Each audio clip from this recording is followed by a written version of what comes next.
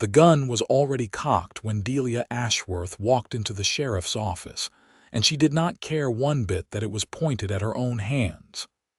"Sign the paper," said the man behind the desk, a heavy-set deputy with grease stains on his collar and contempt in his eyes. "Sign it over, or I swear on my mother's grave I will haul you out of Caldwell County in chains." Delia did not flinch. She had stopped flinching at men a long time ago. "That land belonged to my father," she said, her voice low and steady, the kind of steady that only comes after everything else has already been broken. "It belonged to him, and he left it to me, and there is not a judge in this territory who will say otherwise." The deputy, whose name was Harlan Voss, stood up so fast his chair scraped back against the floorboards with a sound like a gunshot. He was a big man, broad across the shoulders, with a star pinned to his chest that he wore like a threat rather than a promise. "Your daddy is 3 weeks in the ground," he said, his voice dropping to something ugly and close. "And a woman alone on 200 acres of prime grazing land is a problem this county doesn't need." "A woman alone on 200 acres of prime grazing land is not your concern," said a third voice. Both of them turned. The man standing in the doorway was not especially tall, but he had the kind of presence that made a room feel smaller the moment he entered it. He wore a tan duster coat, worn at the elbows, a sheriff's badge pinned above his left breast pocket, and a hat that had seen too many seasons to still be considered fashionable. His name was Garrett Quinn, and he was looking at Harlan Voss with the kind of patience that was its own form of fury. "Quinn," Voss said, and the contempt in his voice shifted into something more careful. "This is county business." "This is my office," Garrett said, stepping fully inside and closing the door behind him with a quiet click that was somehow more threatening than a slam. "And that is a citizen of this town being coerced under my roof. So I suggest you holster that weapon and step outside before I decide to make this a much longer conversation." For a moment, Voss did not move. Then he did, sliding the revolver back into his holster with a practiced motion and picking up his hat from the desk. He glanced at Delia as he passed, and the look he gave her was not fear. It was a promise. The door shut behind him. Delia stood in the center of the room, her hands still slightly raised from where the gun had been pointed at them, and she felt the careful wall she had built around herself in the 3 weeks since her father's funeral begin to tremble. She would not let it fall. She never let it fall. Not anymore. She turned to look at the sheriff, who was watching her with dark brown eyes that held something she had not expected to find in this town or any other. He was not looking at her like a problem. He was not looking at her like a prize. He looked at her like a person, and that small thing hit her harder than the gun had. "You should have let me handle it," she said, "because anger was always easier than gratitude." "I know," Garrett Quinn said simply. "Are you all right?" "I am fine." "Are you sure?" She turned her face away. "I said I am fine." He did not push it. He just walked around behind his desk and sat down, pulling a ledger toward him as if the whole thing had been a minor inconvenience. And she watched him and felt something she had promised herself she would never feel again, not for any man in any town anywhere on this broken earth. She thought of Thomas. She always thought of Thomas at moments like this, because Thomas had taught her the lesson she had carried west with her like a stone in her boot. Thomas, who had smiled at her across a courtroom in Cincinnati 3 years ago and told her that she was the most remarkable woman he had ever met. Thomas, who had married her in a church full of lilacs and candlelight. Thomas, who had then proceeded to sell every piece of property she owned, drain the account her mother had left her, and disappear west with a woman named Cecily Marsh and a trunk full of stolen jewelry. Thomas, who had been a lawyer and who had known exactly which documents to forge and which loopholes to use and how to do it all while looking at her like she was his sun and his sky. She had come back to Caldwell County because her father was ill. She had stayed because he had died. And she had not, in 2 years of being alone, permitted herself to feel even the faintest flutter of trust toward any man who approached her with soft eyes and careful hands. So when Garrett Quinn looked up from his ledger and said, "I am going to need you to tell me everything, Miss Ashworth, if you want me to help you," she told him what she told every man who offered help. "I do not need help," she said. "And even if I did, I would not take it from a man. Not ever again." The silence between those words and his response stretched out for what felt like a very long time. "Then let me earn it," he said. She blinked. It was not the response she had expected. "I beg your pardon." "Your trust," he said, holding her gaze with a steadiness that matched her own. "You said you would never trust a man again. I am not asking you to. I am asking you to give me the chance to earn it. There is a difference." Delia Ashworth had not cried since the morning she had found Thomas's goodbye letter and the empty jewelry box on the kitchen table. She did not cry now. But something moved behind her eyes, something old and wounded and not quite dead, and she hated him a little for putting it there. "That is a very pretty speech," she said. "I am not much for pretty speeches," Garrett said. "I am much better at doing things." She picked up her hat from the hook beside the door where she had placed it when Voss had forced her inside. She settled it on her head. She turned the door handle. "Then do something useful," she said, "and find out who is trying to steal my land." She walked out into the blazing Caldwell sun and did not look back. Garrett Quinn watched the door for a long moment after she left. Then he picked up a pencil, turned to a fresh page in the ledger and wrote at the top, "Ashworth Land Dispute. Harlan Voss," and underneath that, smaller and more careful, like a promise he was making only to himself, "She does not have to trust me yet."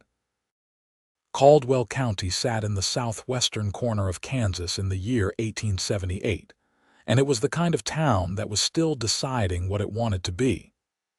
The cattle drives from Texas came through twice a year, and with them came money and violence and opportunity in roughly equal measure. The railroad had been promised 4 years running and had not yet appeared, but the speculation around it had made certain men very wealthy and certain other men very dangerous. The town of Caldwell itself had 2 churches, 1 school, a saloon called the Dusty Rose, a general store run by a widow named Margaret Pierce, a hotel, a livery, a land recorder's office, and a population of approximately 412 souls, 6 of whom Garrett Quinn considered genuinely trustworthy. He had been sheriff for 2 years, appointed after the previous sheriff had been shot in a dispute over a card game that had turned out to involve considerably more than cards. Garrett was 31 years old, the son of a Kansas cattle rancher who had gone broke in the drought of '69 and a schoolteacher mother who had insisted on proper books being kept in the house even when there was nothing else. He had done a year of law study in Wichita before deciding that he understood the law better from the outside looking in, and he had been in Caldwell long enough to know exactly who the dangerous men were and what they wanted. What Harlan Voss wanted, Garrett already knew, was the Ashworth land.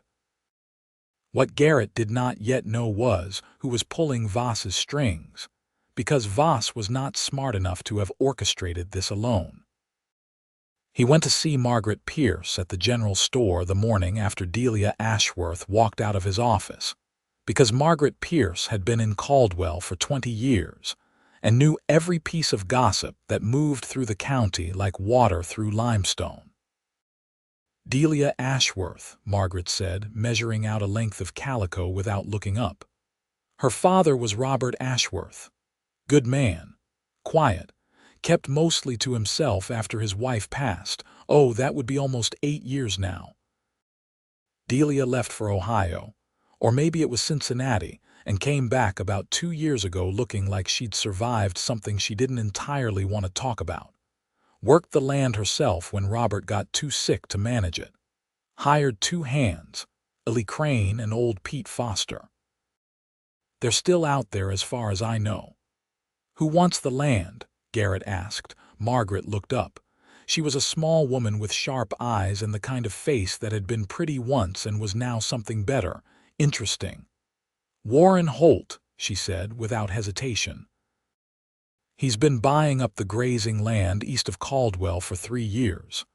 Ashworth is the last piece he doesn't have. And Warren Holt, she added, folding the calico with careful precision, is not a man who accepts being the last piece short of anything. Garrett knew Warren Holt.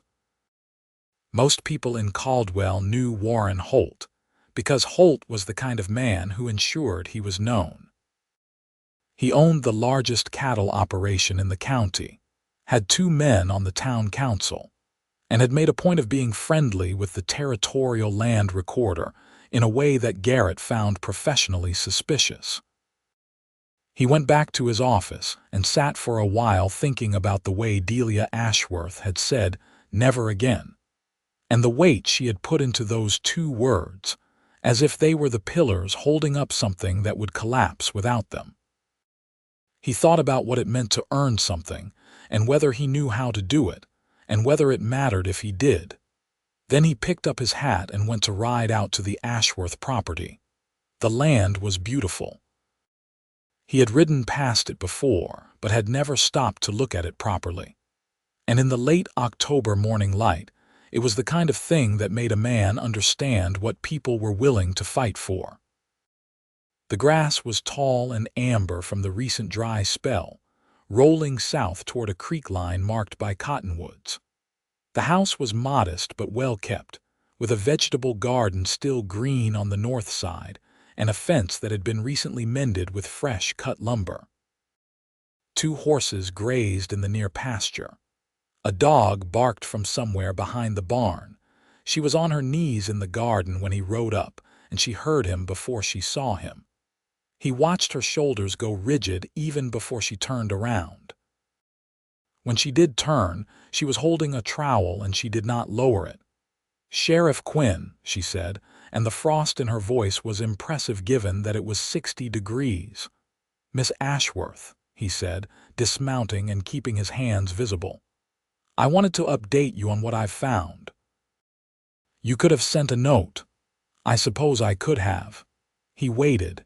She stood up, brushing the dirt from her skirt with the back of her hand. She was tall for a woman of the era, nearly 5.5 feet, with dark hair pinned up under a battered hat, and she had the kind of face that would have been called striking rather than pretty. All clean angles and expressive dark eyes that missed nothing. She was 26 years old. She looked like someone who had learned to read danger the way other people read weather. "All right," she said. "Tell me." He told her about Warren Holt. He told her about Voss, who was almost certainly in Holt's employ in some unofficial capacity. He told her that the pressure on her land was not random opportunism but organized and systematic, and that it was likely to escalate.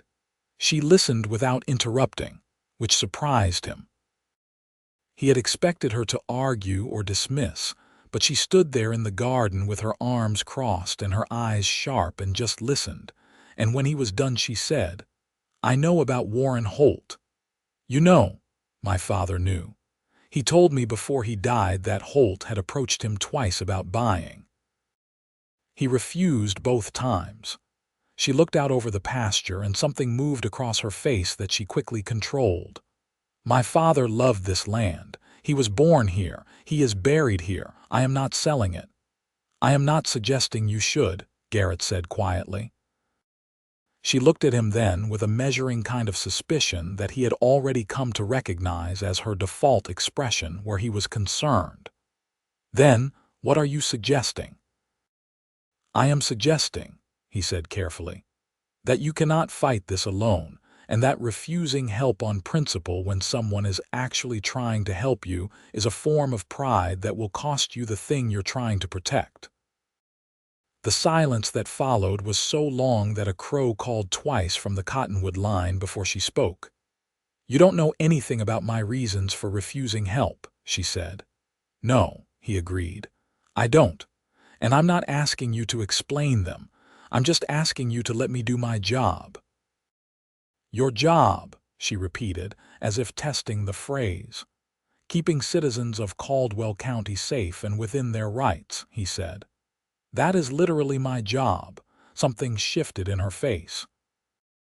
Not softening exactly, but a slight easing of the set around her mouth that told him she was at least considering it. "And what does your job require from me? Tell me everything your father told you about Holt's offers. Tell me if anyone else has approached you since you came back. Tell me if anyone has threatened you, harassed you, or done anything to the property." He paused. "And if Deputy Voss shows up here again, I want to know within the hour." She looked at him for another long moment. Then she said, "Come inside. I'll put on coffee." It was not a declaration of trust. He understood that. But it was a door opening 1 inch, and he had not expected even that. The inside of the Ashworth house was organized with the kind of economy that comes from being both careful and alone. The main room served as kitchen, sitting room, and workspace simultaneously. There were shelves of preserved food along one wall, a writing desk near the window, and a bookshelf that held, he noticed, a surprising number of legal texts alongside novels and a battered Bible. A framed photograph sat on the mantelpiece. A man and a woman and a young girl, all serious-faced in the way of old photographs, but there was something warm in the set of the man's arm around the woman's shoulder. "Your father?" Garrett asked, nodding toward it while she worked at the stove. "Yes," she said. "That was taken in 71, the year before my mother died." "Were you close?" She paused in her work. "With my father? Yes, very." Another pause. "He was the only man who never once disappointed me." He heard it for what it was, not just grief, but the exception that proved the rule. He filed it away carefully and said nothing. She set 2 cups on the table and sat across from him with a posture that was entirely proper and entirely wary, like someone at a negotiating table rather than a kitchen table. He decided to respect the boundary she was setting. He took out a small notebook because that made it official, made it his job and not his interest, and he began to ask questions. She answered them steadily and thoroughly, and he wrote down everything. Holt's 2 visits to her father.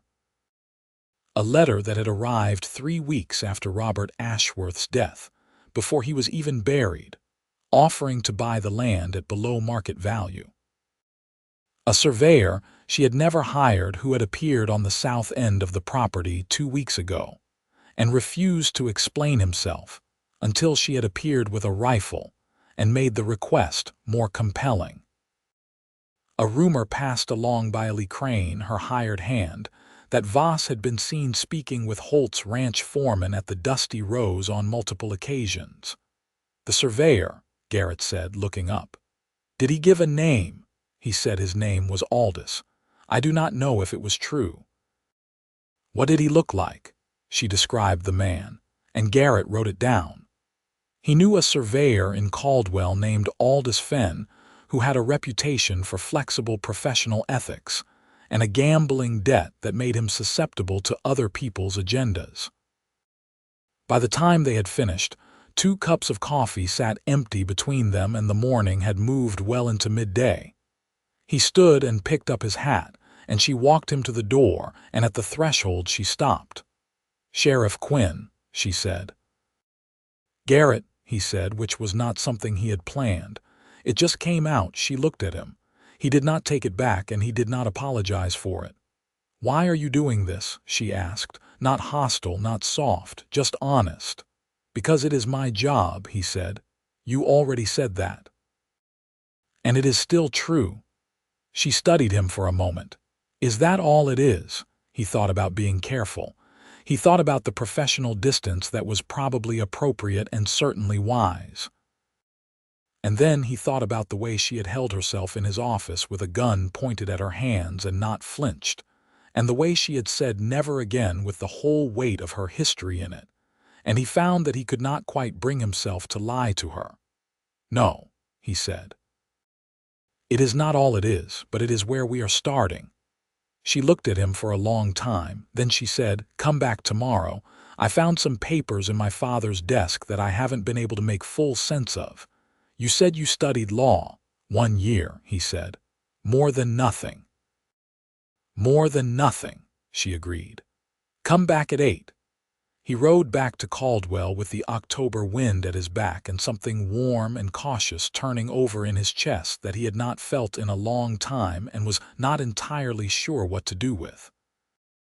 He spent the afternoon at the land recorder's office, which was managed by a small, tidy man named Herbert Crane, no relation to Ely, who wore wire-rimmed spectacles and had the nervous manner of someone who had recently been asked to do something he found uncomfortable. Garrett put the man at ease with careful questions and patience, and by the time he left, he had confirmed several things. The Ashworth land deed was entirely valid and properly registered. However, someone had recently filed a competing claim based on what was described as an outstanding debt instrument tied to the property, predating Robert Ashworth's ownership. It was thin and almost certainly fraudulent, but it was in the system, which meant it would require a legal proceeding to remove. And legal proceedings in Caldwell County currently went through a circuit judge named Everett Bloom, who, Garrett had long suspected, was another man in Warren Holt's considerable orbit. He sat in his office that night with a lamp burning low and thought through the shape of it. Holt was using at least 3 mechanisms simultaneously. The false debt claim through the court system, Voss as direct physical intimidation, and probably the surveyor Aldous Fenn to create some kind of boundary dispute. It was thorough and it was patient, which told Garrett that Holt had done this before, or had hired someone who had. He picked up a piece of paper and wrote a letter to the territorial governor's land office in Topeka, requesting an independent review of recent deed filings in Caldwell County. He sealed it. He would send it in the morning on the early mail stage. Then he banked the lamp and went to sleep in the small room behind his office, as he did most nights, and thought for a few minutes before sleep about dark eyes that held no trust and a voice that said, "Let me earn it," like it was the strangest thing anyone had ever offered her. The next morning she was in the garden again when he arrived at 8 exactly, and this time she only paused in her work briefly before standing up and saying, "Papers are on the desk inside.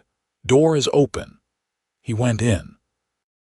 She came in 5 minutes later and washed her hands at the basin and came to the desk. She smelled like earth and the faint sweetness of something herbal, and he concentrated carefully on the papers. They were complicated. There were 3 of them, written in his father's careful hand, and they described a financial arrangement that Robert Ashworth had entered into in 1874 with a man named Charles Merritt, receiving a loan of $300 against the value of the south pasture, to be repaid within 5 years. The debt had been repaid, Delia said.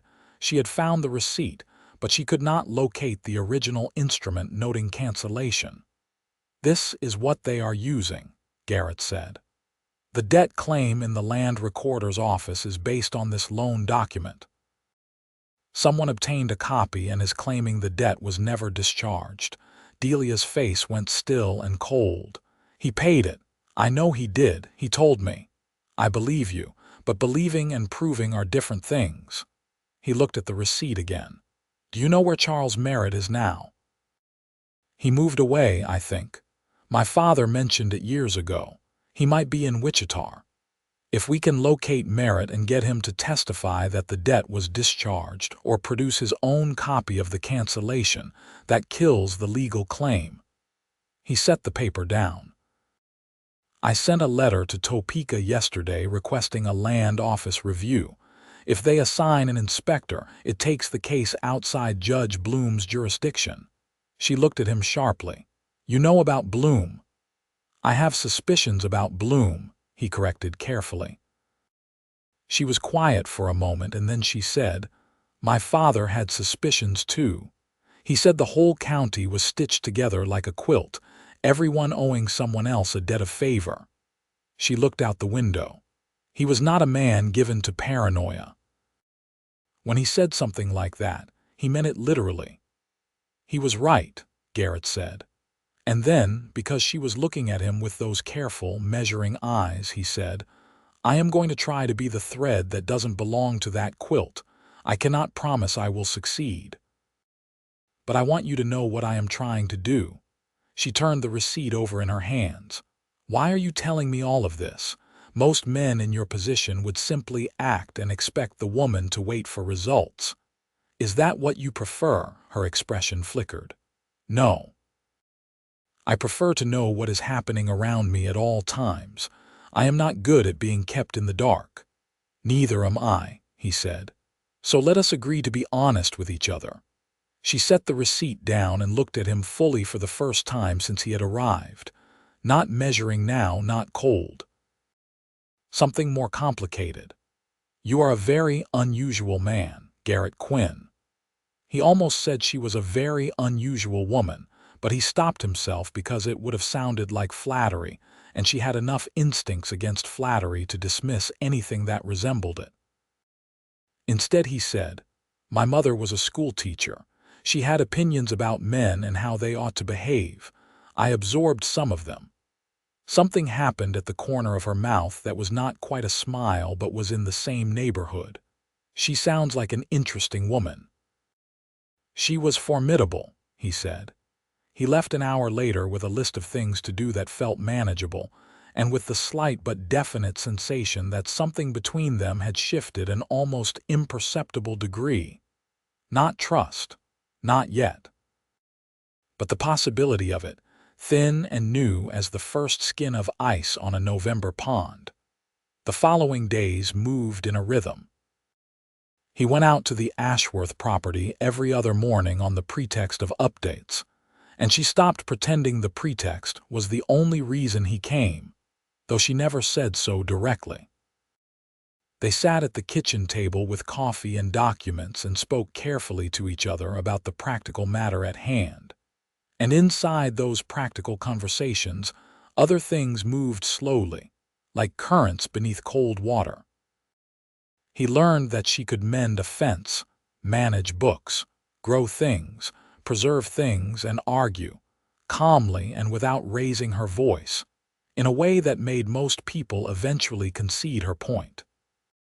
She learned, more slowly and with more resistance, that he had spent the better part of his 20s moving through jobs that never quite fit. Ranch hand, freighter, a year of law study, 2 years as a deputy in Wichita before the Caldwell appointment.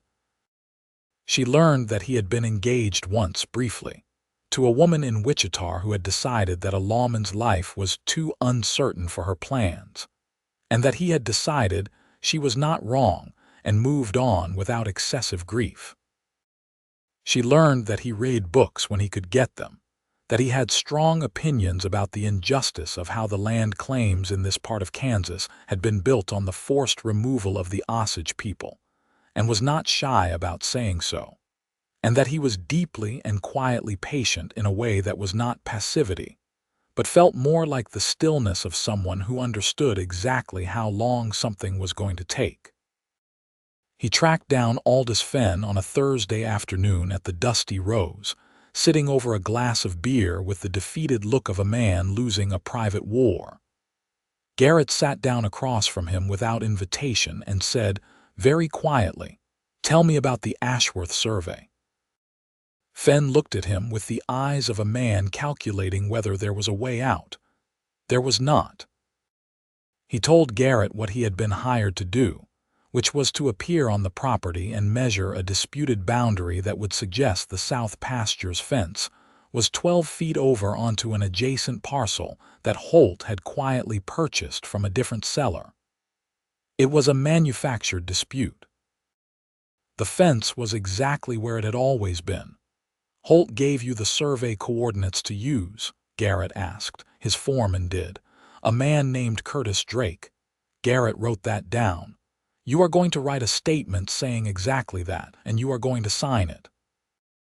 Fenn looked even more defeated. "And if I do, then I am going to suggest that the territorial inspector, when he arrives, takes your gambling situation into account as context for your decision to cooperate." He let that sit for a moment. "And if you don't," he did not finish the sentence. He did not need to. Fenn wrote the statement.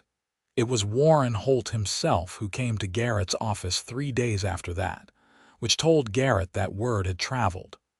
Holt was 52, silver-haired, with the smooth manner of a man who had always been able to afford to be smooth. He sat down across from Garrett without being invited and said, "I understand you've been asking questions about my business." "I ask questions about lots of things," Garrett said pleasantly. "It's a characteristic of the job." "I also understand you've been spending a good deal of time at the Ashworth property." "Also part of the job," Garrett said. "A citizen of this county was threatened at gunpoint in my office. I follow up on that." Holt's expression did not change, but something behind it sharpened. The Ashworth girl would do well to consider her options carefully. A woman alone on that kind of property is in a difficult position. I could make her a generous offer. "You've made several offers," Garrett said. "She's declined them all. That's her right." "Rights are a complicated thing in cattle country," Holt said pleasantly. Garrett leaned back in his chair and looked at the man with the steady calm that he had cultivated precisely for moments like this. "Mr. Holt," he said, "let me be very clear with you. I have Aldous Fenn's statement regarding the fraudulent survey. I have sent a letter to the Territorial Land Office in Topeka requesting an independent review of the debt claim filed against the Ashworth property, which appears to be based on a discharged instrument. I have also had a very interesting conversation with Herbert Crane at the Land Recorder's office, which I am still thinking through. And I have written a separate letter to the Marshal's office in Wichita regarding Deputy Voss's conduct." He smiled. It did not reach his eyes. "How is your morning going?" Holt looked at him for a long moment. Then he said, "You're making a mistake." "I make them occasionally," Garrett said, "but I don't think this is one." Holt stood, retrieved his hat, and walked to the door. He paused with his hand on the frame. "The girl has made an enemy of powerful people," he said. "She has also made an ally of the county sheriff," Garrett said. "I find those things tend to balance out." Holt left. Garrett sat still for a moment and then let out a long, slow breath. The thing he had not told Holt was the most important piece. The letter he had received that morning from Topeka, confirming that a land inspector named Gerald Hartley would be arriving in Caldwell within 2 weeks to review all recent deed filings. Once Hartley was here, the fraudulent debt claim would be visible to someone with both the authority and the mandate to act on it, and Holt's influence over the local court system would be irrelevant. The missing piece was still Charles Merritt. Without Merritt or his records to confirm the debt cancellation, the fraudulent claim had a chance of surviving even the inspector's scrutiny on a technicality.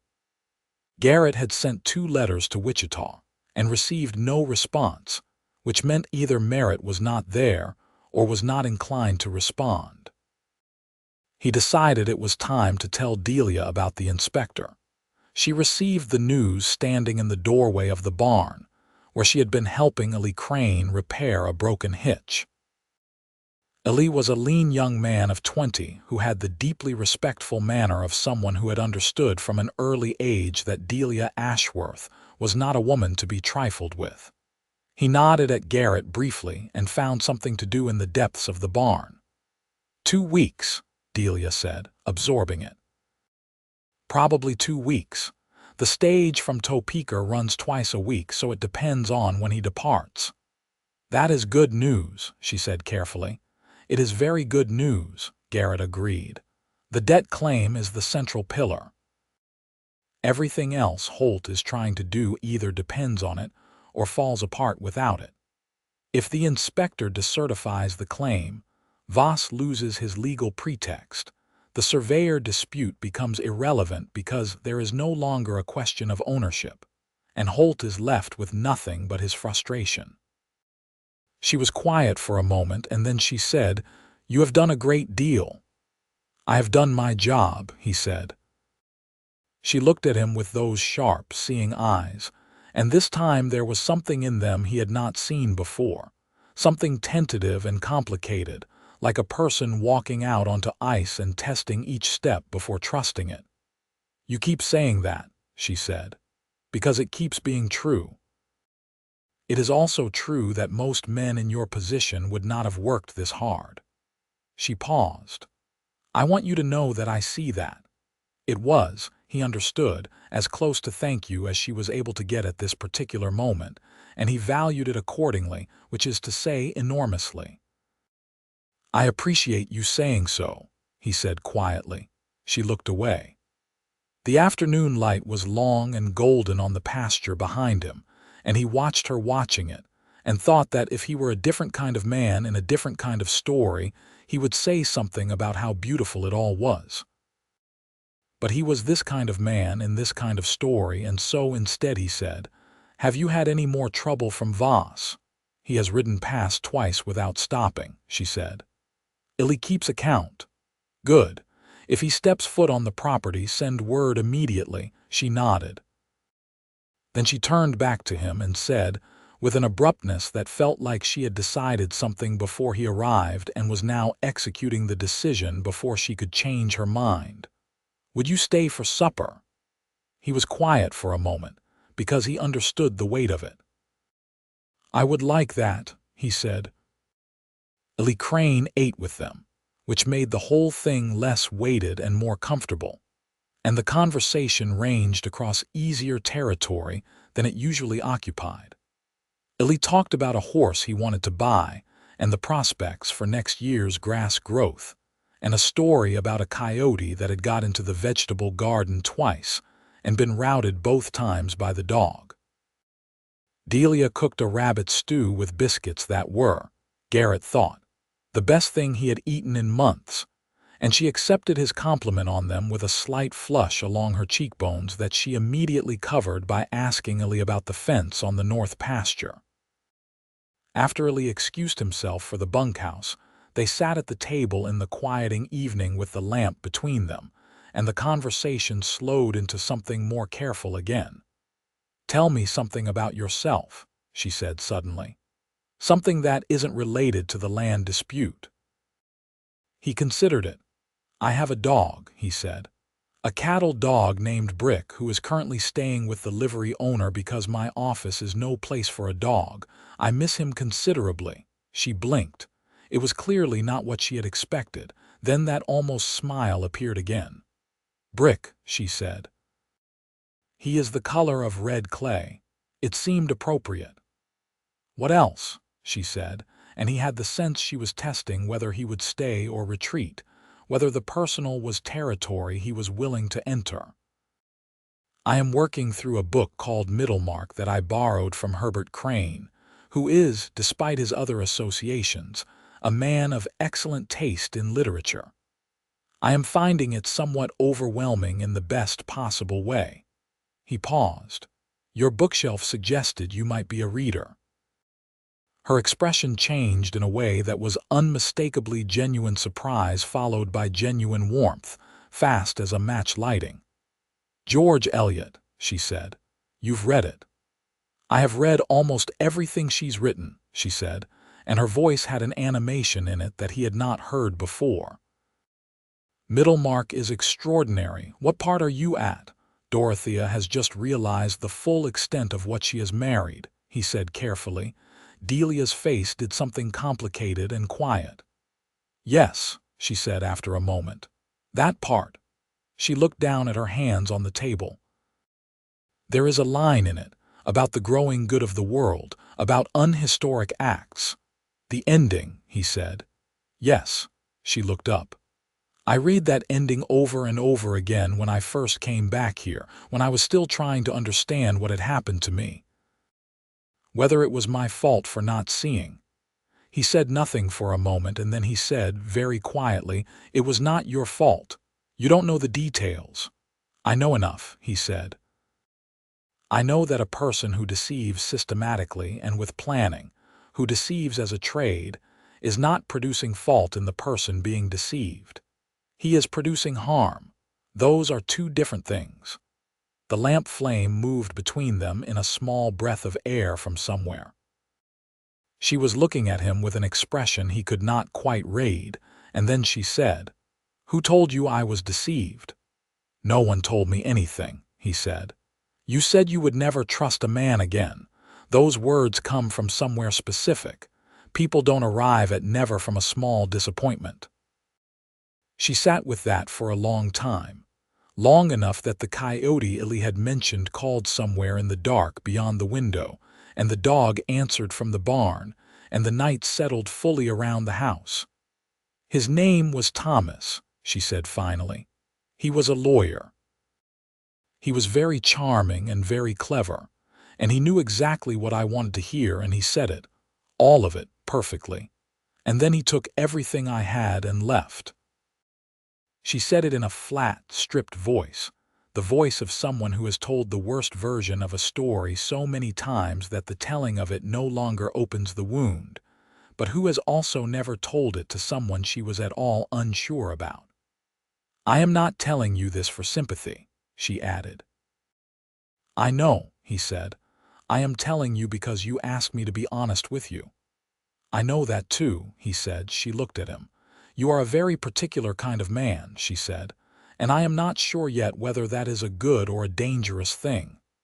"Probably some of both," he admitted.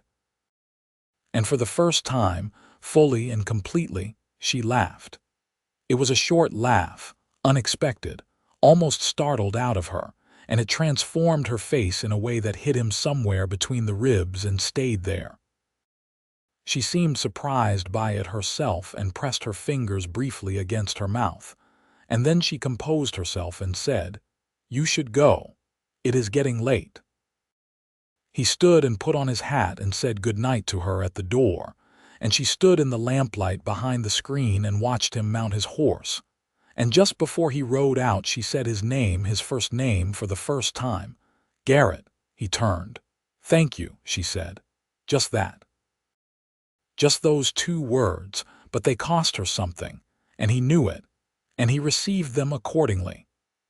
"Good night, Delia," he said, and rode back to Caldwell with the stars very large and clear above him, and something certain and growing settled in his chest. The inspector arrived on a Tuesday, 11 days after Garrett's letter, which was faster than expected and came with a reason. A note from the Topeka office explaining that the volume of flagged filings in Caldwell County had placed it on a list of priority cases. Garrett received this with professional satisfaction, and the private thought that he owed someone in Topeka a drink. Gerald Hartley was a brisk, bespectacled man in his 40s, with the manner of someone who had seen every variation of land fraud in the territory, and was not impressed by any of them. He went through the Caldwell County land recorder's files with the efficiency of a man running out of patience with human greed, and within 2 days he had isolated the Ashworth debt claim, reviewed Aldous Fenn's statement, and requested a formal hearing. Garrett also received, on the day before the hearing, a letter from Wichita.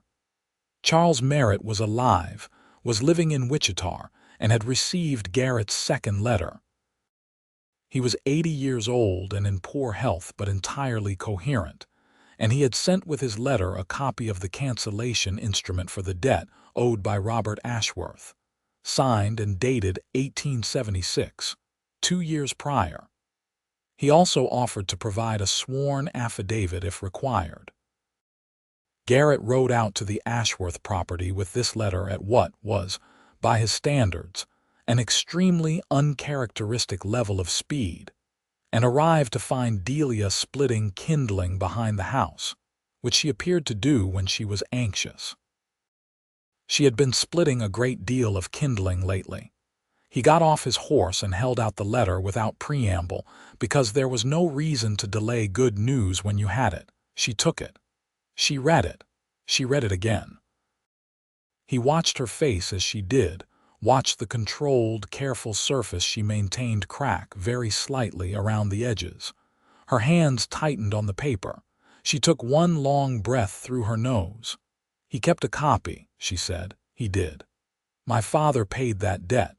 He always said he paid it." "I know," Garrett said, "and now we can prove it." She lowered the letter. When she looked up at him, her eyes were bright, and she held them steady through what he could see was an act of absolute will, and then she said, "I cannot even begin to," and stopped. "You don't have to," he said. "I want to," she said. "I want to tell you what this means. I just—" She stopped again. Then, very quietly, she said, "This land is the last thing my father left me. It is the last thing I have from my family. And I thought I was going to lose it, because of men who decided that what was mine was available to them, because they could not imagine that a woman alone could simply refuse to be moved." He stayed very still, because he understood that she was not finished. "And then you," she said, and her voice did something fractured and brief before she steadied it. "You showed up and you did what you said you would. You did not ask anything of me. You did not make it about something other than what it was. You just did it." "It was my job," he said, but softer this time. "You keep saying that," she said, and this time there was no frost in it, only something raw and wondering. "But it was more than that, and we both know it." He looked at her. She was still holding the letter with both hands, standing in the scattering of fresh split kindling, with the October wind moving through the dry grass behind her and the pale sky above. And he thought he had never in his life seen anything that looked so much like something worth protecting. "Yes," he said, "it was more than that." She looked at him for a long, absolutely still moment. Then she said, "Come to the hearing tomorrow. I plan to. Come as someone I know, not just as the sheriff." He held her gaze. "All right," he said. The hearing the next morning in the Caldwell courthouse was brief by the standards of legal proceedings and deeply satisfying in its outcome. Gerald Hartley presented his findings with the manner of a man filing a report on water drainage. Thorough, impartial, and entirely devastating to the fraudulent claim. Charles Merritt's affidavit, sent by telegraph from Wichita because Hartley had the authority to receive sworn statements that way, was entered into the record. Aldous Fenn's statement was entered into the record. The debt claim against the Ashworth property was formally decertified and removed from the register. Warren Holt was not in the courtroom. He had sent a lawyer from outside Caldwell, a sign of both his caution and his preoccupation, and the lawyer had very little to work with and knew it. Judge Bloom was not in the courtroom either.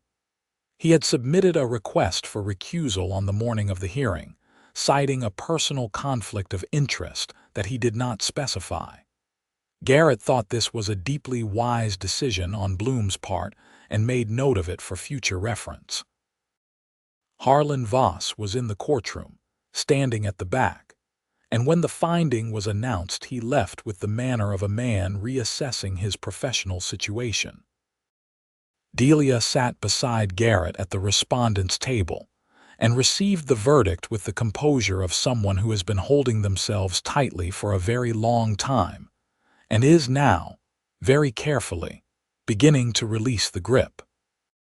When Hartley concluded and the room began to stir and resettle, she put her hands flat on the table and pressed down as if she needed to confirm that solid things were still solid. Garrett put his hand over hers. It was a brief thing, a moment, not a declaration. Just the placing of one warm hand over two cold ones. She turned her hand over under his and held on for just a moment, and then released it and stood and thanked the inspector with the composure of a woman who had won, who knew she had won, and who was deciding what winning felt like. Outside in the Caldwell Street, in the thin November light, they stood together on the boardwalk while the town moved around them, and she said, "What happens to Holt now?" The inspector's report goes to the territorial attorney's office. The fraudulent filing is a criminal matter. Whether they pursue it depends on their priorities and how much evidence we can tie directly to Holt rather than his agents. He paused. My guess is that Holt negotiates. He is a man who has survived because he knows when to make a strategic retreat. He will not be a threat to you again. Good, she said. She was quiet for a moment. And Voss? I have submitted my report to the county board. Voss is likely to find his deputy commission is not renewed. Another pause. Which is the most polite way I can phrase what is happening to him? She nodded. Another silence, different from the last ones.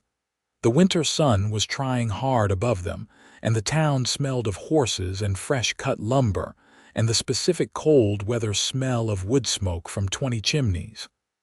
I do not know how to simply be happy, she said quietly, almost to herself. I always expect the other boot to drop. The boots have both dropped, he said, and they landed on Holt's head.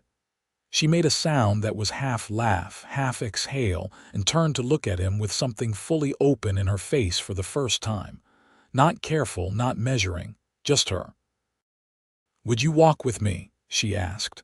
Just around, I want to walk somewhere without expecting something terrible. Gladly, he said, and offered her his arm, which he had never done before. She looked at his arm for one fraction of a second, and then she took it, and they walked together down the Caldwell Main Street in the November light, and he thought about saying nothing, and decided saying nothing was exactly right. The weeks that followed were not perfectly smooth, because nothing in real life is perfectly smooth, and Delia Ashworth was not a woman who moved quickly. But they moved. Each visit to the property became less about business and more about the quiet, compound thing that was accumulating between them. He brought Brick out one afternoon, and the cattle dog made an immediate and complete fool of himself in the pasture chasing things that were not there, and Delia laughed in the full, unguarded way she had almost never laughed before, and bent down to scratch the dog's ears while Brick tried to lick her face, and Garrett watched her and felt something in his chest that he had been trying to name for weeks and was finally willing to name. He was in love with her.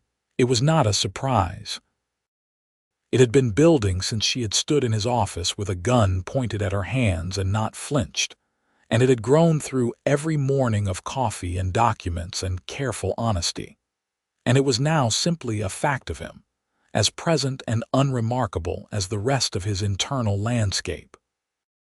What he did not yet know was how to tell her, or whether telling her would be right or too fast, or the wrong kind of pressure on something that was only just learning to bear weight. She seemed to be working through a similar calculus.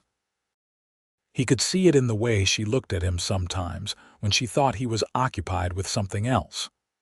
A look that was curious and warm and fighting itself in equal measure. The look of someone who wants something and does not yet trust the wanting. He decided to be patient, which was the thing he was best at, and let her get there in her own time. The month of November passed. He came for supper twice a week now, sometimes with Illy present and sometimes without. He helped mend the north fence on a particularly cold Saturday alongside Illy, and old Pete Foster, who was 70 if he was a day, and moved with the deliberate care of someone who has learned to listen to what his body tells him. Pete regarded Garrett with the long, considering look of an older man assessing another man's intentions, and at the end of the day said to Delia, quietly but not quietly enough, "That one works like he means something by it." Delia had not responded, but Garrett, who had not been meant to hear it, felt warmth spread through him all the way to his fingertips. He retrieved Brick from the livery and moved the dog into his office, which made everything better. Warren Holt left Caldwell County in December, apparently choosing to consolidate his remaining interests in a neighboring county, where the legal situation was less complicated by the presence of an inconveniently principled sheriff.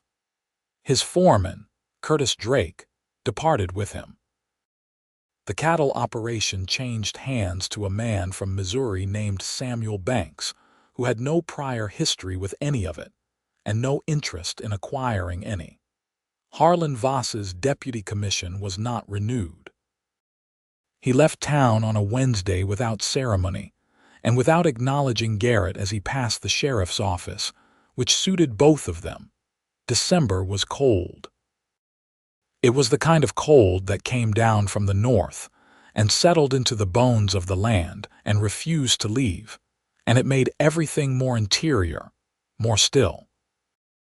Garrett found himself on cold evenings looking at the wall of his small office room and thinking about the Ashworth house and the lamplight, and the way she moved around her kitchen with the competence of someone completely at home in the physical reality of life, and the way her voice sounded when she was talking about something she cared about, books or the land or the way the grass grew back after burning, all that restrained intensity barely contained.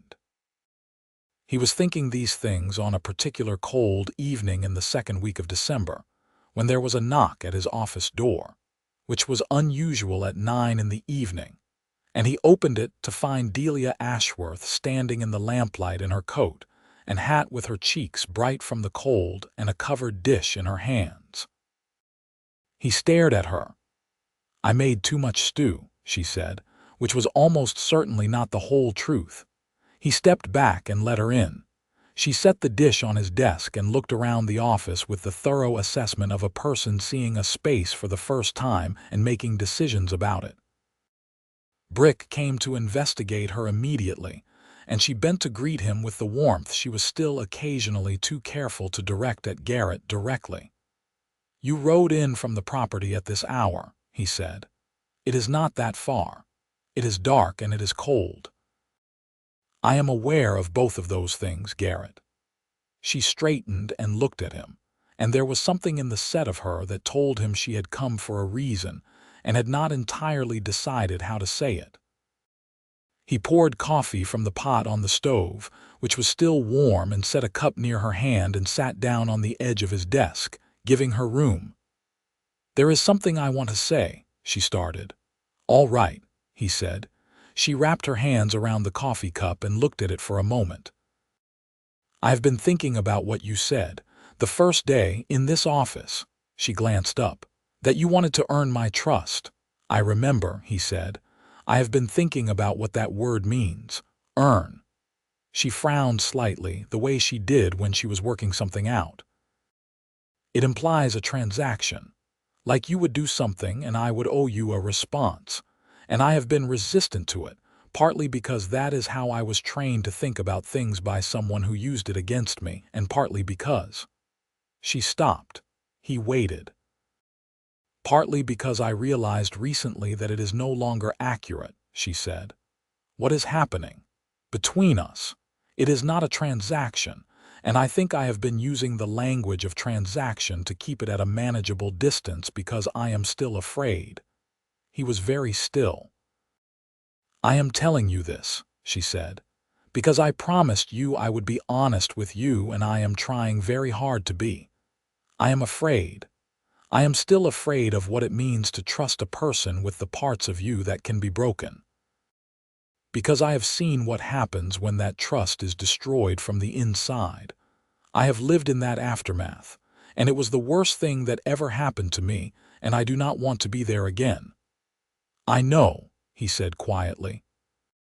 "But I also," she said, and her voice caught very slightly and then steadied.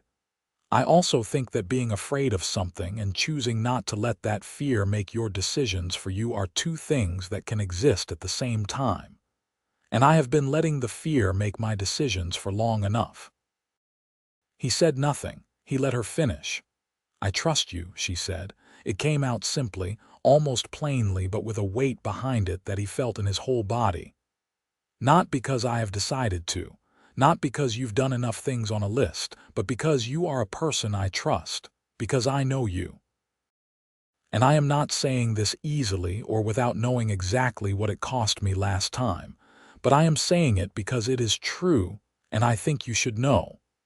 He stood up from the desk. She watched him approach with the eyes of someone who has made a very large decision and is now waiting to see what comes next. He stopped in front of her close and raised one hand and very carefully brushed a strand of dark hair away from her face, and she let him, and the letting was everything. "Delia," he said, "I have been in love with you since you walked into my office with a gun pointed at you and looked at that man like he was an inconvenience rather than a threat. And I did not say so because you needed the time, and I am glad I waited. But now that you have said what you've said, I am going to say this. I will spend the rest of my life being a person you can trust. That is not a transaction. That is a promise." She looked at him, and her eyes were wet but her jaw was steady, because she was Delia Ashworth and she did not collapse, even in moments of enormous feeling. She reached up and put her hand against the side of his face, and he turned into it very slightly, like something that has been cold finding the direction of warmth. "I believe you," she said.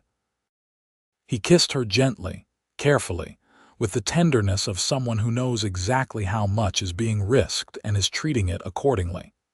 And she kissed him back with the full force of everything she had kept controlled and careful and locked away, and it was not an ending.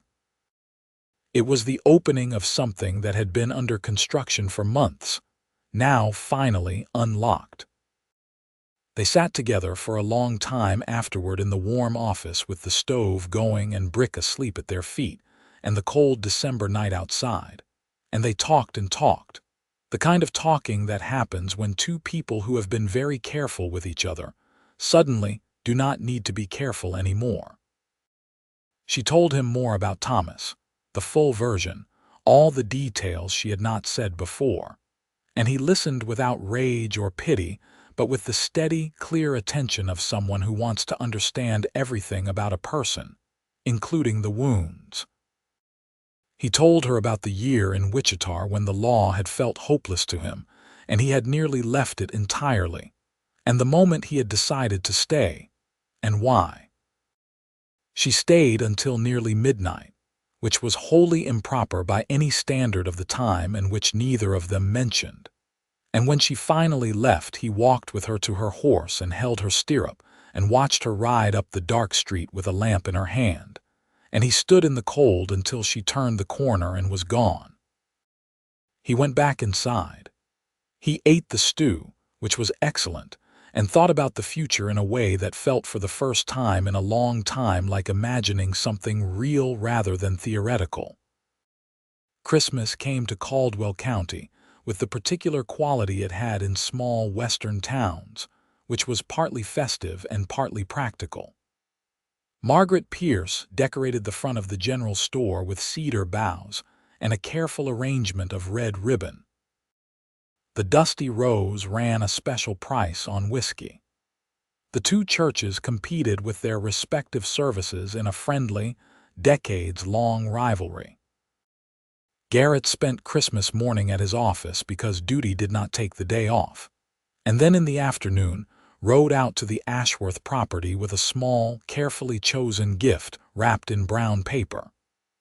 A copy of Daniel Deronda, the George Eliot novel Delia had mentioned she had never managed to get hold of, which he had ordered from a bookseller in Wichita 6 weeks prior, and received just in time.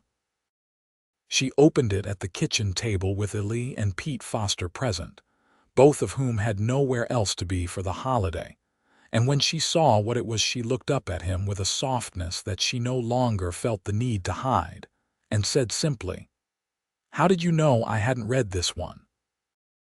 "You mentioned it in October," he said. "You said you'd looked for it in 3 towns."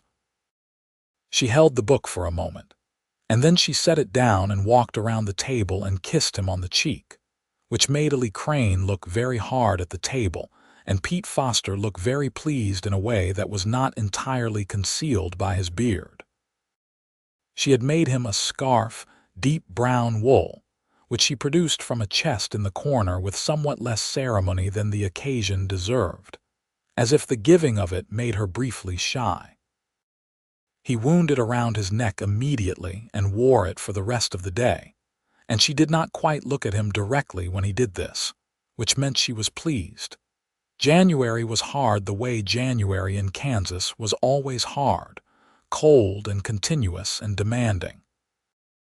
The work of the land did not pause for weather, and Garrett found himself more often at the Ashworth property on weekends, not just for the warmth of it, but because the work itself felt right, felt like a way of investing in something that mattered. He and Ellie repaired a section of the barn roof that had been compromised by an ice storm.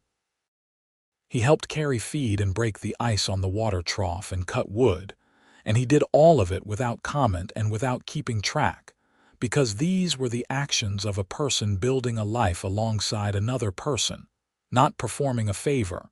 Delia noticed. She noticed everything. It was one of the things about her that made him trust her in return.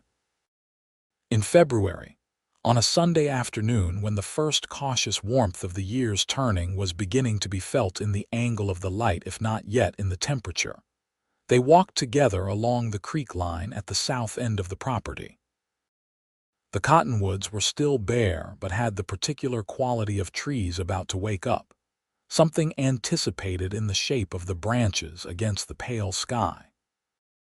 They had been talking about entirely ordinary things: the grass coming in, the condition of the south fence, the price of cattle feed at Margaret Pierce's store.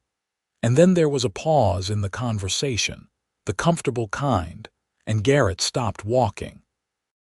She stopped with him and looked at him, and she could read him by now the way she read weather.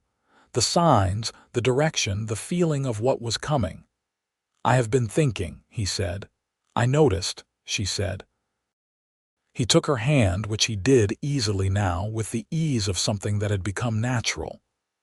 "I do not want to keep riding out here and riding back," he said. "I want to stay." She looked at him steadily. "I want to marry you," he said, "if that is something you want. I am not asking you to decide right now. I understand if you need time. I understand if it is still." "Yes," she said. He stopped. "Yes," she said again, and now there was a color in her face and a brightness that was not cold or controlled or careful at all. "I do not need time. I have been thinking about it too." "You have," he said, and he knew the smile was happening and could not prevent it. "For 3 months," she said, a little dry, which was entirely her. "You are not the only one who thinks things through." He pulled her close and held her, and she put her arms around him with the fullness of a person who has decided completely. And they stood in the February cold beside the creek with the bare cottonwoods above them, and neither of them said anything for a while because nothing needed to be said. Brick, who had come along and was investigating the creek bank for anything interesting, barked once at something in the water and then came back to sit on their feet, which Delia said later was the dog's way of approving. They were married on the 15th of March, in the afternoon, in the smaller of the 2 Caldwell churches, the one with the wooden cross above the door and the cracks in the ceiling that someone was always meaning to fix. Delia wore a dress she had made herself over the winter, a deep blue that was almost the color of the late evening sky, and she carried no flowers because it was too early in the year for flowers, and she walked herself up the aisle because there was no one left to walk her, and she said she preferred it that way. Garrett watched her come toward him and thought of all the things she had survived and who she was on the other side of them, and was struck again by the fact that she had chosen, with full knowledge and full fear and full presence, to trust him. That she was still choosing it, every day, deliberately, as an act of will and heart and courage. He made his promises with the careful sincerity of a man who means every syllable. She made hers with the decisive certainty of a woman who does not say things she does not fully intend. They rode back to the property together that afternoon under a sky that was trying hard to be spring, with Brick running ahead, and Ellie and Pete having gone ahead to prepare supper, and the land spread out on all sides, green beginning at the roots of the old amber grass, the cottonwoods just hinting at something, and Delia rode beside him with her eyes on the house at the end of the track and said, "My father would have liked you." "I hope so," he said. "He would have taken you out to the creek and asked you 100 questions about your intentions and your prospects," she said. "And you would have answered them all honestly, and he would have said very little in response, and then come inside and told me I'd made a sensible choice." "A sensible choice," Garrett repeated. She glanced over at him, and there was the light in her eyes that he loved most, the one that was wry and warm and fully alive. He was not a sentimental man. Sensible was his highest praise. "I'll take it," he said. They moved into the house together, which required some reorganization. Garrett brought what he owned from the office room, which was not much: his books, his papers, his clothes, his law notes from Wichita and Brick. He arranged himself in the space she offered with care and consideration, understanding that she had built this order herself, and that joining it was not the same as taking it over. She was watching to see whether he understood this, and he did, so she watched and was satisfied. He appointed a deputy, a young man named Thomas Sayers from the north end of the county, and trained him in the duties of the office, and spent 4 days in Caldwell each week and 3 on the property, which was enough to keep the job and enough to build the life. It was an arrangement that required adjustment and conversation and occasional negotiation, and they had all of those things, not always easily but always with the honesty they had promised each other. Spring came properly to the Ashworth land in April, and with it the grass Delia had been watching for, thick and green and full of what the land could do when left to itself. She walked the south pasture in the mornings with Garrett sometimes and sometimes alone, and he watched her check the growth and assess the moisture and make the calculations of a farmer who is thinking about the year ahead. And he felt the particular pride of a person who loves someone doing what they are good at and finding it good. She began talking about cattle. Her father had grazed cattle on the land, and it had been good grazing, but she had not had the capital to restock after the expenses of the past 2 years. Garrett had savings, not a great deal, but honest, and they sat at the kitchen table one evening and talked about it with the account books between them, and she said she did not want to simply use his money, and he said that was a fair concern and asked what would make her feel differently about it. And she thought about it and said if it was a formal partnership, documented, with both of them as joint owners and joint investors, she would be comfortable with it. He said that seemed exactly right, and they wrote it up the next day with more precision than most business arrangements of the county, because she had legal knowledge, and he had legal training, and together they covered most of the bases. They bought 12 head of cattle in May from a rancher up in Sumner County, who had more than he needed and a fair price in mind. And Ellie Crane moved from being a hired hand to something closer to a junior partner, managing the daily care while Delia handled the accounts and Garrett split his time between the sheriff's office and whatever the land needed on a given week. The summer was long and hot and very good.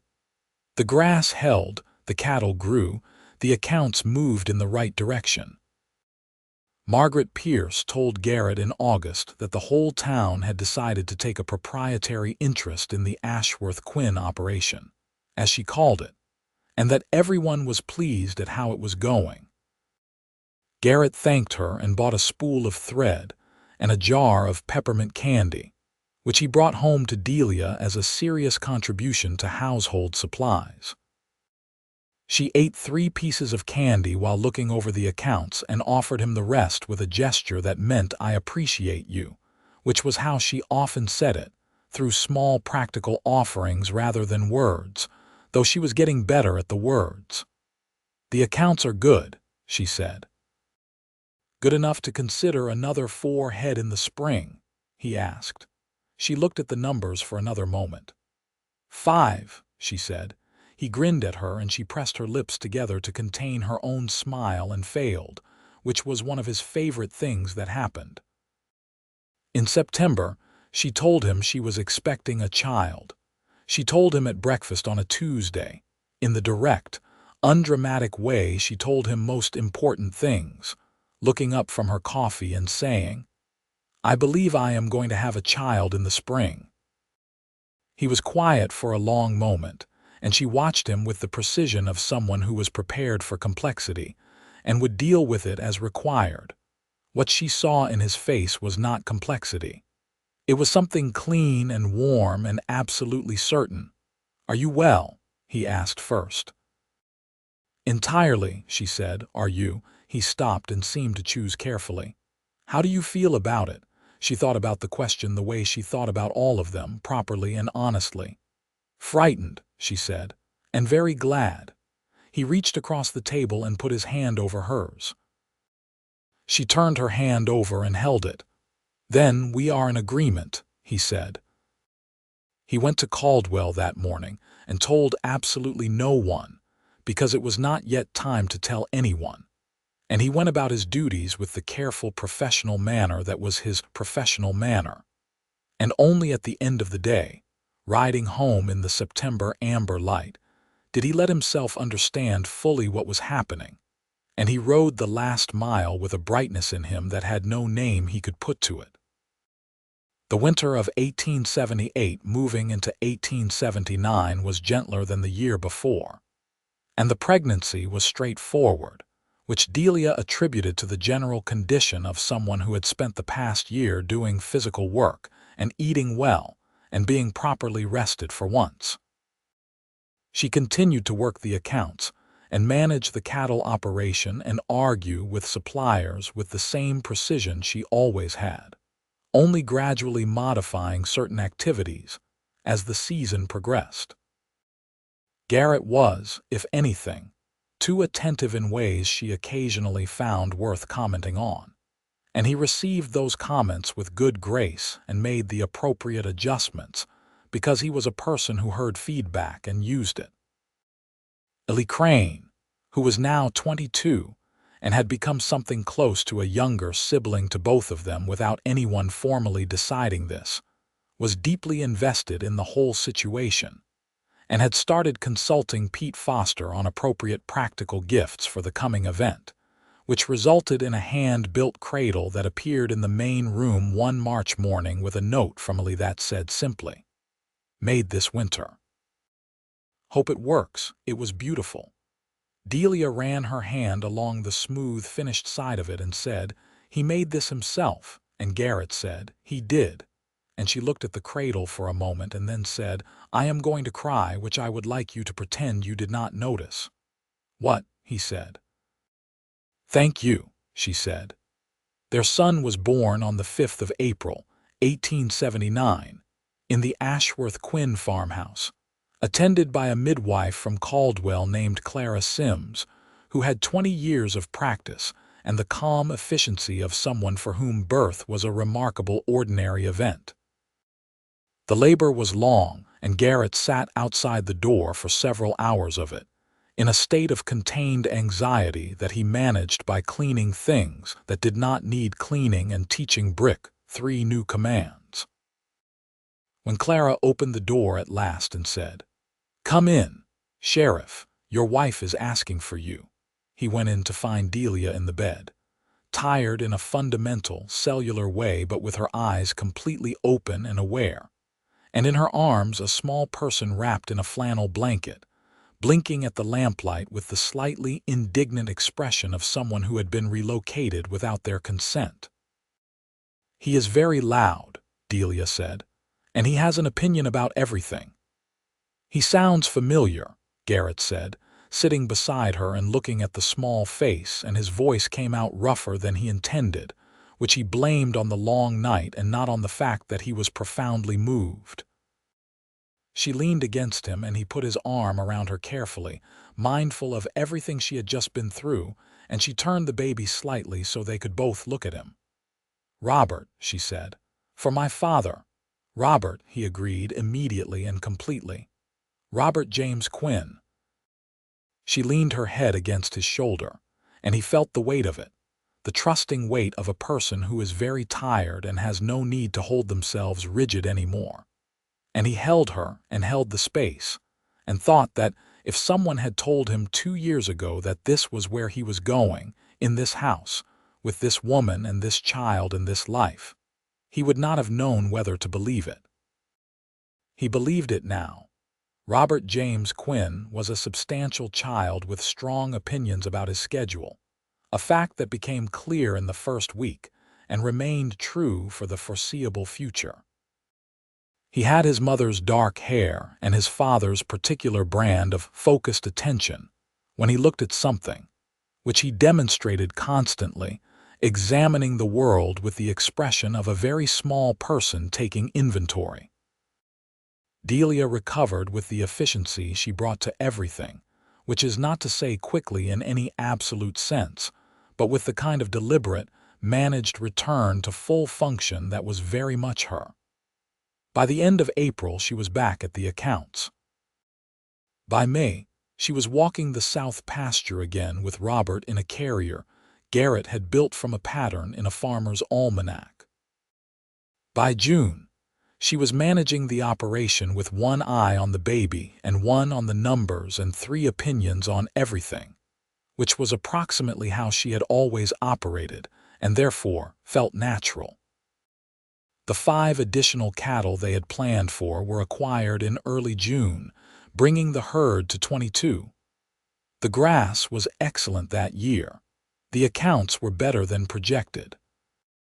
Caldwell settled into a period of relative peace that Garrett attributed partly to the departure of the people who had been making it unsafe, and partly to the effect of having a sheriff who was genuinely present in and connected to the community.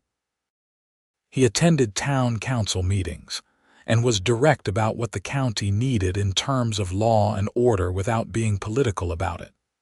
And the council, which had lost 2 of Holt's allies with Holt's departure and gained a couple of more neutral voices, was somewhat easier to work with than it had been. He still wore the badge with the same seriousness he had always brought to it, but there was, he found, a different quality to the wearing of it now. Before, it had been a commitment. Now, it was also an expression of a life that was fully inhabited, a man who had somewhere to be at the end of the working day, someone who would be listening for his horse on the track, a child who had no idea yet that his father was anything other than the person who was simply always there when needed. He never took that for granted. One evening in late summer, when Robert was 4 months old and sleeping in his cradle with the total abandonment of early infancy, Garrett and Delia sat on the front porch in the last of the evening light, the way they had taken to doing in the hour between the day's work and the night's duties. The land spread out before them, fully green now, the cattle visible as dark shapes in the far pasture, the cottonwoods thick with summer. She had a book in her lap but was not reading it. He had a cup of coffee that had gone cold. Neither of them was doing the thing they were nominally doing. "Do you remember," she said, "what you said to me in your office that first day?"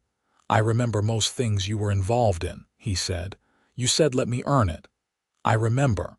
She looked out at the land. I want you to know that you did, that you have, every day since. He looked at her profile in the evening light, the clean lines of her face, the dark hair loose from its pins at the end of the day, the particular expression she had when she was being completely honest, which was the expression he loved most. It was not hard work, he said. She turned her head and looked at him. It was. No, he said. I mean, it was not difficult, it was just true. He found the words the way he usually found the important ones, slowly and carefully. Loving you is not an effort, it is just what I am now. She looked at him for a long moment with those eyes that missed nothing, that had been forged by disappointment and sharpened by survival, and were still somehow the most open eyes he had ever seen when they were directed at him. I love you, she said. It was not the first time she had said it, but she said it every time as if she were consciously choosing it, which he had come to understand was not a reservation but a commitment. She did not say things accidentally. Every time was a decision. I know, he said. I love you too. From inside the house came the small, indignant sound of Robert James Quinn, announcing that he had reconsidered his schedule, and the current arrangement was unacceptable. Delia stood with the ease of someone comfortable in her body and her life, and went inside, and Garrett sat for another moment in the summer evening looking at the land that had almost been taken, and was now, without question, entirely theirs. He thought about the morning she had walked into his office with a gun pointed at her hands and not flinched. He thought about the way she had said, I would never trust a man again, and the way she had said it with the full conviction of someone who meant it with everything they had left. He thought about what it meant to earn something real from someone who has every reason to believe that real things get taken from you eventually. He stood up and went inside. Robert was already quieting in his mother's arms, the small sounds settling into the contented murmurs of someone being sufficiently attended to. Delia sat in the chair by the window, and the last of the summer light fell over them both, and Garrett stood in the doorway for a moment just watching that, the ordinary, extraordinary fact of it. Come sit, she said, without looking up because she always knew when he was there. He came in. He sat beside her. She leaned into his shoulder the way she had in the hospital bed 4 months ago, the same trusting weight, and he put his arm around her the same way, steadily and completely. Robert made a small sound of extreme satisfaction and went still. Outside, the Kansas evening was going golden and then amber and then the deep blue of full summer dusk, and the cottonwoods moved in the slow wind off the creek. And somewhere in the near pasture, one of the cattle called once and was answered, and the land lay there in the last light, whole and undivided, theirs. In the spring of the following year, Delia told him with characteristic directness over breakfast that she believed they were expecting again, and he responded with characteristic steadiness by asking first if she was well, and then allowing himself the full warmth of what he felt, which was considerable. Their daughter, born in October of 1880 on a cool and brilliant Kansas morning, was named Ellen Margaret, for Delia's mother and for Margaret Pierce, who was delighted in a way that she expressed by immediately starting on a quilt of extraordinary quality and refusing all thanks for it as unnecessary. Robert, by this time walking with the determined purpose of a 14-month-old who has discovered that momentum is a strategy, accepted his sister's arrival with the curiosity of someone encountering something new, and the largeness of heart that seemed to be his characteristic from birth. He sat beside Delia on the bed, and looked at Ellen with concentrated interest, and then looked at Garrett with an expression that seemed to indicate that he was processing the situation, and would render a verdict shortly. The verdict, delivered by way of reaching out one small hand and placing it very gently on Ellen's blanket, was apparently favorable. Ellie Crane married a young woman from the north end of the county in 1880, a practical and cheerful person named Alice Harding, who had grown up on a farm and knew cattle work as well as anyone. And she joined the operation with easy competence and became another of the people without whom the Ashworth Quinn farm would not have been what it was. Pete Foster remained as long as his health allowed, which was longer than anyone expected. And when he finally retired, he moved into the town itself and visited the property on Sundays with the reliability of someone who considers certain things sacred. Garrett served as sheriff of Caldwell County for another 6 years before the county grew large enough to warrant a full marshal's office, at which point he transitioned to a different role, managing the legal aspects of the county's land records in a position that had been specifically created because the county had decided, collectively, that having someone in that chair who had actually read the relevant Kansas statutes and cared about what they meant was worth the creation of the position. It was less dramatic than the sheriff's work, but suited him well, and the daily proximity to the issues of land and ownership and legal equity gave him something that felt like a proper use of his capacities. Delia expanded the cattle operation carefully and on her own terms, adding to the herd as the land supported it and the accounts justified it, never overstretching, always building from a solid foundation. The land that had almost been taken from her by fraud and coercion became, over the years, the foundation of something substantial and lasting, not through luck or through the intervention of powerful men, but through her own knowledge, labor, and the stubborn refusal to be moved. Delia, when this was reported to her, said that Margaret Pierce was given to hyperbole, and then, when no one was looking, wrote a letter to Margaret that said, among other things, that she was grateful beyond the capacity of words to say for the presence of someone like her in the particular life she had been given to live. On a Sunday evening in the autumn of 1883, they walked together along the creek line at the south edge of the property, the two of them without the children for once, Robert having remained at the house with Alice under unclear negotiations, and Ellen being at a specific point in her development that made her very interested in the barn cat and its opinions. The cottonwoods were fully golden and beginning to drop their leaves, and the creek ran low and clear over its limestone bed, and the sky above was the deep, particular blue of Kansas autumn, so saturated it looked like something poured. Delia walked with her hand in his, which she did always easily, the ease of something that has been natural for so long that the ease itself is the proof of it. "I was thinking," she said, "about that letter you sent to Topeka." He glanced at her. "That was 5 years ago, I know. I was thinking about it because Robert asked me today where the property came from, how we got it. He wanted the story." "What did you tell him?"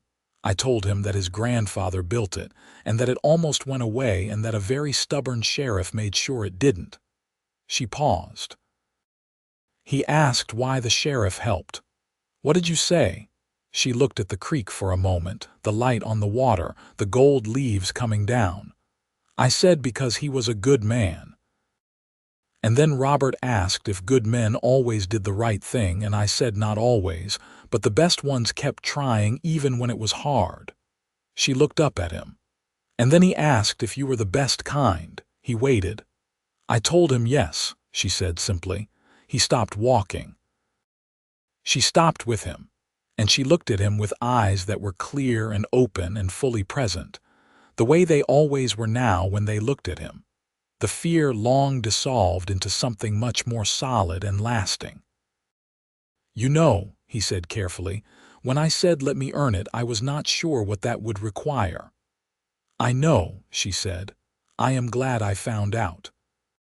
She leaned up and kissed him, there beside the creek in the golden October afternoon, with the leaves coming down around them and the land spreading out in every direction, fully theirs, fully lived in, fully loved. "So am I," she said. They walked back along the creek in the lowering light, and the house came into view across the pasture with the lamp already lit in the front window, the warm light falling out across the yard, and the sound of children and dogs and the ordinary beautiful noise of a home that is full and alive.